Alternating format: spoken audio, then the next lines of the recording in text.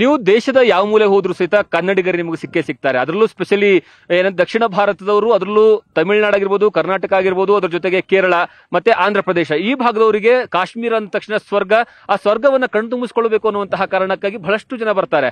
ಈಗ ಇಷ್ಟು ದೊಡ್ಡ ಮಟ್ಟದಂತಹ ಹತ್ಯಾಕಾಂಡ ಆದ್ಮೇಲೂ ಸಹಿತ ಈಗ ಈ ಒಂದು ಟೂರಿಸಂ ಮತ್ತೆ ಬೆಳವಣಿಗೆ ಕಾಣುತ್ತಾ ಇದೆ. ಸ್ಪೆಷಲಿ ಕನ್ನಡಿಗರು ಇಂತಹ ಜಾಗದಲ್ಲಿ ಸಿಕ್ಕಿದ್ದಾರೆ, ಇಂತಹ ಒಂದು ಪ್ರದೇಶದ ಸಂದರ್ಭದಲ್ಲಿ. ಆದ್ರೆ ಅವ್ರ ಜೊತೆ ಮಾತಾಡಿಸ್ತೀನಿ. ಮೇಡಮ್, ಎಲ್ಲಿಂದ ಬಂದಿದ್ದೀರಿ ನೀವು? ಆನೇಕಲ್ಲಿಂದ. ಹೇಗೆ ಅನಿಸ್ತಿದೆ ಕಾಶ್ಮೀರ? ತುಂಬಾ ಚೆನ್ನಾಗಿದೆ, ತುಂಬಾ ಚೆನ್ನಾಗಿದೆ, ತುಂಬಾ ಎಂಜಾಯ್ ಮಾಡ್ತಿದೀವಿ. ಓಕೆ, ಎಲ್ಲೆಲ್ಲ ಹೋಗಿದ್ರಿ ನೀವು? ಯಾವ ಪ್ಲೇಸ್ ನೋಡಿದ್ರಿ? ಫಸ್ಟ್ ಜಮ್ಮುಗ್ ಹೋಗಿದ್ವಿ, ವೈಷ್ಣೋದೇವಿ ದರ್ಶನ ಮಾಡ್ಕೊಂಡು ಮತ್ತೆ ದಾಲ್ ಲೇಕ್ ಅಲ್ಲಿ ಹೋಗಿ ಅದ್ ಮುಗಿಸ್ಕೊಂಡು ಗುಲ್ಮಾರ್ಗ್ ಬಂದಿದ್ದೀವಿ. ಶ್ರೀನಗರಲ್ಲಿ ಸ್ಟೇ ಮಾಡಿದ್ದೀವಿ. ಓಕೆ, ಗುಲ್ಮಾರ್ಗ್ ಹೇಗೆ ಅನಿಸ್ತಿದೆ? ಯಾಕಂದ್ರೆ ಪ್ರವಾಸಿಗರ ಸ್ವರ್ಗ ಇದು. ಸರ್, ಆಕ್ಚುಲಿ ಎಲ್ಲ ಹೇಳ್ತಾ ಇದ್ರು, ನಾವು ಒಂದು 30 ವರ್ಷದಿಂದ ಇಲ್ಲೆಲ್ಲ ಬರ್ಬೇಕು ಅನ್ಕೊಂಡಿದ್ವಿ. ಬಟ್ ಈಗ ಏನು ಒಂದು ವಾರ ಆಯ್ತಲ್ವಾ, ಒಂದು ವಾರ ಆದಾಗ ನಾವು ಒಂದು ಕನ್ನಡಿಗರಿಗೆ, ನಮ್ಮ ಕರ್ನಾಟಕ, ನಮ್ಮ ದೇಶಕ್ಕೆ ಒಂದು ಮೆಸೇಜ್ ಕೊಡಬೇಕು. ಇದು ನಮ್ಮ ದೇಶದಲ್ಲಿರುವಂತಹ ಕಾಶ್ಮೀರಿಗೆ ಏನು ಸಮಸ್ಯೆ ಆಗೋದಿಲ್ಲ, ಎಲ್ಲ ಯಾತ್ರಿಕರು ಬಂದು ನಾವು ಎಂಜಾಯ್ ಮಾಡಬಹುದು. ಅಷ್ಟು ನಮ್ಗೆ CRPF ಇರ್ಬೋದು, ಇಂಡಿಯನ್ ಆರ್ಮಿ ಇರ್ಬೋದು, ನಮ್ಮ ಕೇಂದ್ರ ಸರ್ಕಾರ ಅಷ್ಟು ಅದ್ಭುತವಾಗಿ ಇಲ್ಲೆಲ್ಲಾನು ಬಂದೋಬಸ್ತ್ ಮಾಡಿದೆ. ಸೊ ಜೈ ಹಿಂದ್ ಅಂತ ಹೇಳಲಿಕ್ಕೆ ನಾನು ಇಷ್ಟಪಡ್ತೀನಿ. ಈ ತರ ಒಂದು ಅದ್ಭುತವಾದಂತಹ ಪ್ರದೇಶವನ್ನ ಪ್ರತಿಯೊಬ್ಬರು ಭಾರತೀಯ ನಾಗರಿಕರು ಬರಬೇಕು, ಎಂಜಾಯ್ ಮಾಡಬೇಕು. ಯಾವುದೇ ಟೆರರಿಸ್ಟ್ಗೆ, ನಕ್ಸಲಿಸಂಗೆ ನಾವು ಭಯ ಪಡುವಂತ ಅವಶ್ಯಕತೆ ಇಲ್ಲ ಅನ್ನೋ ಒಂದು ಮೆಸೇಜ್ ನ ಕೊಡೋದಕ್ಕೆ ನಾನು news number 1 first news Kannada channel ಇಂದ ನಾನು ಕರ್ನಾಟಕದಿಂದ ಬಂದೀನಿ. ಆನೇಕಲ್ ಬೆಂಗಳೂರು ಕಡೆಯಿಂದ ಬಂದು ನಿಮ್ಮ ನ್ಯೂಸ್ ಚಾನಲ್ ನೋಡಿ ನಂಗೆ ತುಂಬಾ ಖುಷಿ ಆಯ್ತು.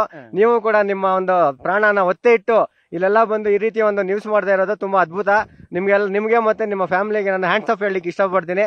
ಜೈ ಹಿಂದ್. ಸರ್, ಇನ್ನೊಂದು ಕೇಳಲೇಬೇಕು ನಾವು ಇಲ್ಲಿ ನಿಮ್ಗೆ. ನೀವು ಶ್ರೀನಗರದಿಂದ ಬಂದ್ರಿ ಅಂದ್ರಿ, ಶ್ರೀನಗರದಿಂದ ಇಲ್ಲಿಗೆ ಬರ್ಬೇಕಂತ ಸಂದರ್ಭದಲ್ಲಿ ಸೆಕ್ಯೂರಿಟಿ ಯಾವ ರೀತಿ ಇತ್ತು? ಸರ್, ನಾನು ಇದು ಸೆಕೆಂಡ್ ಟೈಮ್ ಬರ್ತಾ ಇರೋದು. ಆಕ್ಚುಲಿ ಏನು ಕಟ್ರಾಗ ಹೋಗಿ ತಾಯಿ ವೈಷ್ಣವಿ ದೇವಿ ದರ್ಶನ ಮಾಡಿ ಬರ್ತಾ ಇರ್ಬೇಕಾದ್ರೆ ಅಲ್ಲಿಂದ ನಾನು ನೋಡ್ತಾ ಬಂದೆ. ಎವ್ರಿ 1/2 ಕಿಲೋಮೀಟರ್ಗೆ ಒಂದು CRF ಗಾಡಿ ಇದೆ, ಮತ್ತೆ ಎವ್ರಿ 200 ಮೀಟರ್ಸ್ಗೆ ಒಬ್ಬೊಬ್ಬ ಕಾರ್ಸ್ ನಿಂತಿದ್ದಾರೆ. ಅದ್ಭುತವಾದ ಸೆಕ್ಯೂರಿಟಿಯನ್ನು ಕೊಟ್ಟಿದ್ದಾರೆ. ಮತ್ತೆ ಯಾವುದೇ ನಾಗರಿಕರಿಗೆ ಯಾವುದೇ ರೀತಿಯ ಭಯ ಇಲ್ಲದೆ ರೀತಿ ನಾವೆಲ್ಲ ಓಡಾಡಬಹುದು ಅನ್ನೋ ಒಂದು ಮೆಸೇಜ್ ನ ಇವತ್ತು ನಮ್ಮ ಕೇಂದ್ರ ಸರ್ಕಾರ ಕೊಡ್ತಾ ಇದೆ. ಮತ್ತೆ ಜಮ್ಮು ಕಾಶ್ಮೀರ ಗೌರ್ಮೆಂಟ್ ಕೂಡ ಅಷ್ಟೇ ಸಪೋರ್ಟಿವ್ ಆಗಿ ಇಲ್ಲಿ ನಿಂತ್ಕೊಂಡು ಪ್ರವಾಸಿಗರಿಗೆ ಅದ್ಭುತವಾದಂತಹ ಒಂದು ಅನುಭವವನ್ನು ಕೊಡ್ತಾ ಇದೆ. ಇಲ್ಲಿ ಟೆರರಿಸಂ ನಡೆದಿದೆ, ಮತ್ತೆ ಇದು ನಡೆದಿದೆ ಅನ್ನೋ ಒಂದು ಯಾವುದೇ ರೀತಿ ಒಂದು ಕಿಂಚಿತ್ತು ಕೂಡ ಇಲ್ಲಿ ಭಯ ಪಡುವಂತ ಅವಶ್ಯಕತೆ ಇಲ್ಲ ಅನ್ನೋದನ್ನ ಇವತ್ತು ನಮಗೆ ಒಂದು ಮೆಸೇಜ್ ನ ಕೊಡ್ತಾ ಇದ್ದಾರೆ. ನನ್ನ ಫೈನಲ್ ರಿಕ್ವೆಸ್ಟ್ ಏನು ಅಂತ ಹೇಳಿದ್ರೆ, ದಯವಿಟ್ಟು ಬನ್ನಿ, ಎಂಜಾಯ್ ಮಾಡಿ. ಯಾವುದೇ ನಕ್ಸಲಿಸ್ಟ್ಗಾಗ್ಲಿ ಮತ್ತೆ ಏನು ಉಗ್ರಗಾಮಿಗಳಿದ್ರೆ ಅವ್ರು ಯಾರಿಗೂ ನಾವು ಭಯ ಪಡುವಂತ ಅವಶ್ಯಕತೆ ಇಲ್ಲ ಅಂತ ಹೇಳಿಕ್ ನಾನು ಇಷ್ಟಪಡ್ತಾ ಇದ್ದೀನಿ sir. Okay sir, okay, thank you. ಕೇಳಿದ್ರಲ್ಲ, ಕನ್ನಡಿಗರು ನೀವೆಲ್ಲೇ ಹೋದ್ರು ಸಹಿತ ಕನ್ನಡಿಗ ಸಿಗ್ತಾರೆ. ನಾನು ಕಳೆದ 15 ದಿವಸಗಳಿಂದ ರಿಪೋರ್ಟಿಂಗ್ ಮಾಡ್ತಾ ಇದ್ದೀನಿ. ಇಲ್ಲಿ ರಿಪೋರ್ಟಿಂಗ್ ಮಾಡೋ ಸಂದರ್ಭದಲ್ಲಿ ಎಲ್ಲಿ ಹೋದ್ರು ಸಹಿತ ಕನ್ನಡಿಗರು ಒಬ್ಬರಲ್ಲೊಬ್ಬರು ಸಿಗ್ತಾರೆ.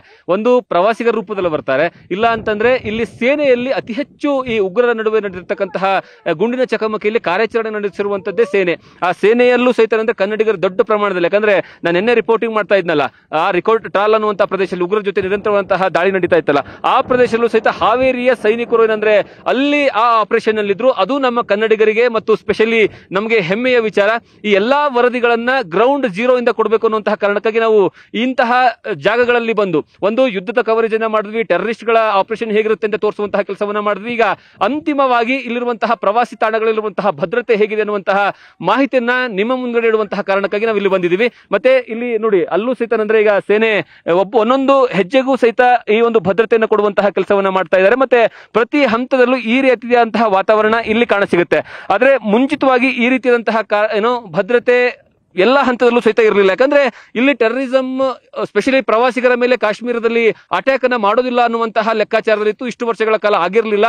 ಆದ್ರೆ ಈಗ ಪ್ರವಾಸಿಗರನ್ನ ಗುರಿಯಾಗಿಸಿಕೊಂಡು ಮಾಡಿರ್ತಕ್ಕಂತಹ ಅಟ್ಯಾಕ್ ಇದೆಲ್ಲ, ಆ ಕಾರಣಕ್ಕಾಗಿ ಪ್ರವಾಸಿಗರಿಗೆ ಸೇಫ್ಟಿಯನ್ನು ಕೊಡಬೇಕು ಅನ್ನುವಂತಹ ಕಾರಣಕ್ಕಾಗಿ ಕೇಂದ್ರ ಸರ್ಕಾರ ಎಲ್ಲಾ ಕಡೆಗೂ ಸಹಿತ ಸೇನೆಯನ್ನು ನಿಯೋಜನೆ ಮಾಡುವಂತಹ ಕೆಲಸವನ್ನ ಮಾಡಿದೆ. ಕ್ಯಾಮರಾ ಪರ್ಸನ್ ಅಶೋಕ್ ಜೊತೆಗೆ Jagadish Kashempur, news first, Gulmarg. News first, ನಿರ್ಭೀತಿಯಿಂದ ನಿಮ್ಮ ಪರವಾಗಿ.